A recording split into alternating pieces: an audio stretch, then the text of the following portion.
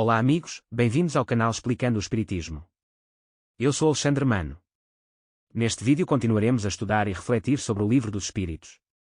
Vamos iniciar o capítulo 1 do primeiro livro, Deus. 1. O que é Deus? Deus é a inteligência suprema, causa primária de todas as coisas. Esta é a questão mais conhecida e, porventura, a mais debatida de todo o livro. À primeira vista não parece haver muito que comentar nem à pergunta nem à resposta, mas reparem que Kardec não pergunta quem é Deus, mas sim o que é Deus. Desde a humanidade, já em tempos imemoriais, abordou a ideia da divindade, fê-lo emprestando ao divino as suas próprias características, qualidades e defeitos. Já nos mitos dos povos primitivos os deuses podiam ajudar ou prejudicar os homens de acordo com as suas alterações de humor e eram apaziguados com sacrifícios vários. Os deuses gregos manifestavam inveja, ódio, ciúme, paixão desenfreada, piedade e outros sentimentos tipicamente humanos. O Deus do povo judeu, no Antigo Testamento, era um Deus vingativo e guerreiro, capaz de exterminar um povo inteiro e escolher outro povo como eleito.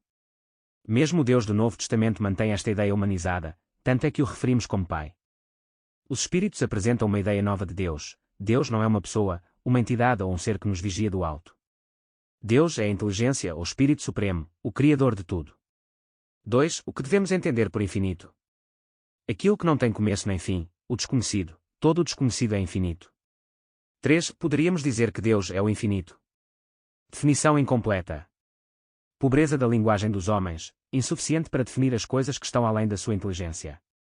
Deus é infinito nas suas perfeições, mas o infinito é uma abstração. Dizer que Deus é o infinito é tomar o atributo de uma coisa por ela mesma, definir uma coisa, ainda não conhecida, por outra que também não o é. O infinito é um conceito, não é algo que tenha existência. Outras ideias postulam que Deus é o universo ou a natureza. Ora, se assim fosse, Deus também teria sido criado. E quem o criou? 4. Onde podemos encontrar a prova da existência de Deus? Num axioma que aplicais às vossas ciências, não há efeito sem causa. Procurai a causa de tudo o que não é obra do homem, e vossa razão vos responderá.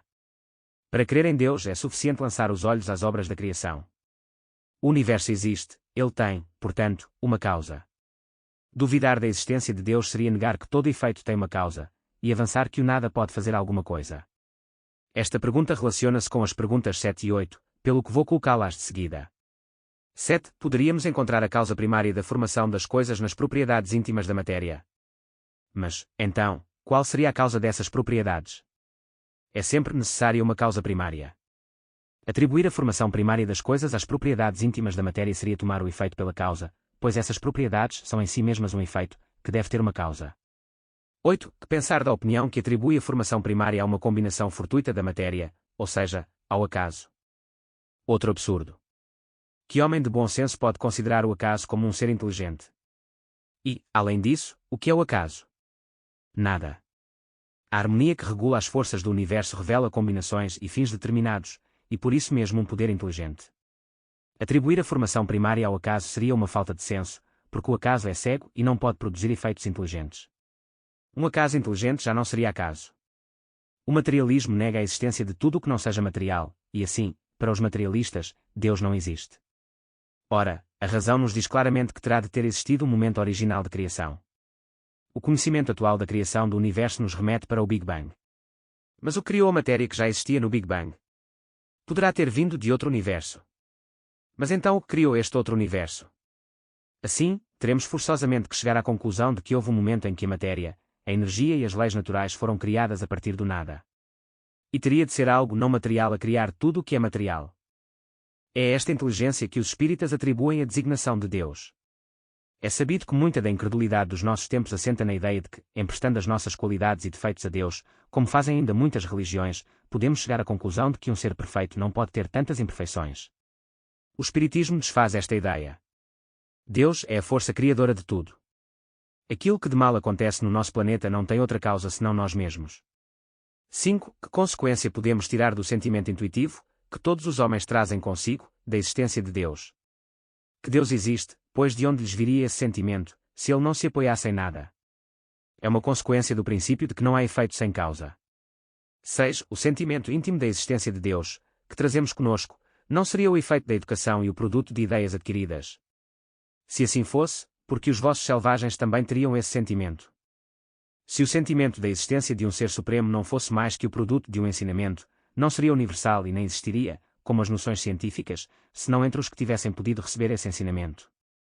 Note-se que selvagens era um termo utilizado na época de escrita do livro, mas que caiu em desuso. Aqui não tem qualquer conotação pejorativa. 9. Onde se pode ver, na causa primária, uma inteligência suprema, superior a todas as outras. Tendes um provérbio que diz o seguinte: pela obra se conhece o autor. Pois bem, vede a obra e procurai o autor. É o orgulho que gera a incredulidade. O homem orgulhoso nada admite acima de si, e é por isso que se considera um espírito forte. Pobre ser, que um sopro de Deus pode abater. Julga-se o poder de uma inteligência pelas suas obras. Como nenhum ser humano pode criar o que a natureza produz, a causa primária há de estar numa inteligência superior à humanidade. Sejam quais forem os prodígios realizados pela inteligência humana, esta inteligência tem também uma causa primária. É a inteligência superior à causa primária de todas as coisas, qualquer que seja o nome pelo qual o homem a designe. No próximo vídeo desta série continuaremos o estudo do primeiro capítulo do livro. Espero ter aumentado os seus conhecimentos acerca da doutrina espírita. Se ainda tiver dúvidas, utilize os comentários. E se pensa que estes conteúdos são úteis, faça like ao vídeo, subscreva o canal, deixe um comentário e partilhe o vídeo. E não esqueçamos o principal ensinamento do nosso Mestre Jesus: faz aos outros aquilo que gostarias que eles fizessem a ti. Fiquem bem.